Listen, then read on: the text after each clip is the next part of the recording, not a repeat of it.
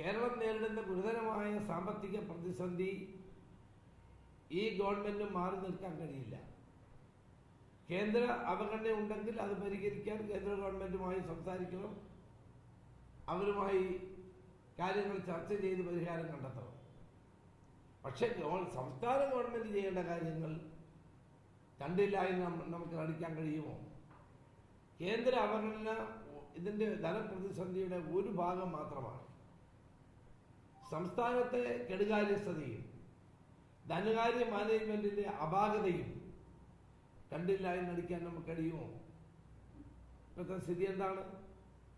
സർക്കാർ ജീവനക്കാരുടെ DA കൊടുക്കുന്നില്ല, എത്ര മാസമായി? അതുപോലെ ക്ഷേമ പെൻഷൻ കൊടുക്കുന്നില്ല, എത്ര നാളായി? അപ്പൊ അനിയന്ത്രിതമായ സാമ്പത്തിക പ്രതിസന്ധിയിലേക്ക് കേരളം കൂപ്പുകുത്തുകയാണ്. ഇങ്ങനെ പോയാൽ നമ്മൾ എവിടെ ചെന്നിക്കും? അപ്പോൾ ഇതിന്റെ ഉത്തരവാദിത്വത്തിൽ നിന്ന് സംസ്ഥാന ഗവൺമെന്റ് മാറി നിൽക്കാൻ കഴിയുമോ? കേന്ദ്ര ഗവൺമെന്റിനെതിരെ നമുക്ക് സമരം ചെയ്യാം, ഞാനത് തെറ്റുന്നു. പക്ഷേ UDF സമരത്തിന് വിളിച്ചിട്ട് ഞങ്ങൾ UDF യോഗം കൂടി തീരുമാനിക്കാമെന്ന് പ്രതിപക്ഷ നേതാവും ഉപനേതാവും പറഞ്ഞതിന് പിറ്റേ ദിവസം AKG സെന്ററിൽ യോഗം കൂടി തെരഞ്ഞെടുപ്പിന്റെ ആ സമരത്തിന്റെ ഡേറ്റ് പ്രഖ്യാപിക്കുകയാണ് ഉണ്ടായത്. അപ്പൊ ഞങ്ങൾ വരണമെന്നുള്ള നിർബന്ധമൊന്നും അവർക്കില്ല. മനഃപൂർവ്വം ഞങ്ങളെ വിളിച്ചു എന്ന് വരുത്താൻ വേണ്ടി ശ്രമിച്ചതാണ്. അങ്ങനെ അവരുടെ പുറകെ പോകേണ്ട ഗതികേടൊന്നും ഞങ്ങൾക്കില്ല. അപ്പോൾ ഇത് പാർലമെന്റ് തെരഞ്ഞെടുപ്പിനെ നോക്കിക്കണ്ടുകൊണ്ടുള്ള ഒരു തെരഞ്ഞെടുപ്പ് വെടിക്കെട്ട് മാത്രമാണ് ഇപ്പോൾ നടന്നുകൊണ്ടിരിക്കുന്നത്. അതിനാണ് മനുഷ്യച്ചങ്ങല, അതിനാണ് ഇപ്പോൾ നടത്തുന്ന ഡൽഹിയിലെ സമരം. അതിനപ്പുറത്തേക്ക് മറ്റൊന്നും നമുക്ക് കാണാൻ കഴിയില്ല. ഇന്നിപ്പോൾ കേരളത്തിലെ സ്ഥിതി എന്താണ്? സാമ്പത്തികമായി കേരളം തകർന്നു, ഒരു വികസന പ്രവർത്തനവും നടക്കുന്നില്ല. നാട്ടിൽ 5000 രൂപ പോലും ട്രഷറിയിൽ നിന്ന് മാറാൻ കഴിയാത്ത അവസ്ഥയാണ്. വികസന രംഗത്ത് പരിപൂർണമായ സ്തംഭനം. തദ്ദേശ സ്വയംഭരണ സ്ഥാപനങ്ങൾക്ക് കൊടുത്ത പണം പോലും ട്രഷറിയിൽ മാറിക്കിട്ടാത്ത അവസ്ഥയാണ്.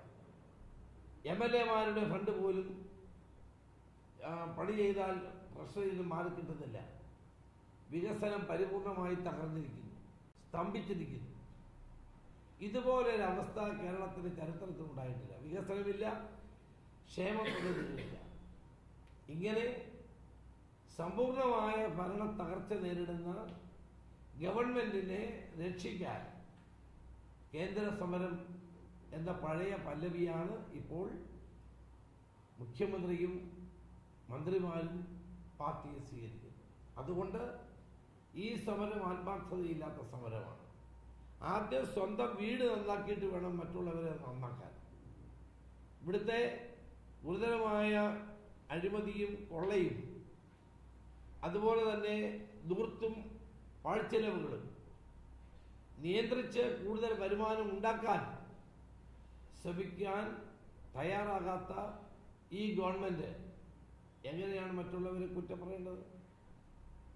കേന്ദ്രം ന്യായമായി കേരളത്തിന് നൽകേണ്ട കാര്യങ്ങളൊക്കെ നൽകണമെന്ന് തന്നെയാണ് ഞങ്ങളുടെ അഭിപ്രായം. അതിനുവേണ്ടി ഞങ്ങളുടെ MP-മാർ പാർലമെന്റിൽ സംസാരിക്കുകയും കാര്യങ്ങൾ മൂവ് ചെയ്യുകയും ചെയ്തിട്ടുണ്ട്. പക്ഷേ ഇവിടെ പാർലമെന്റ് തെരഞ്ഞെടുപ്പിനെ കണ്ടുകൊണ്ടുള്ള ഒരു എക്സസൈസാണ് ഇപ്പോൾ നടന്നുകൊണ്ടിരിക്കുന്നത്. അതിനോട് ഞങ്ങൾക്ക് യോജിക്കാൻ സാധ്യമല്ല.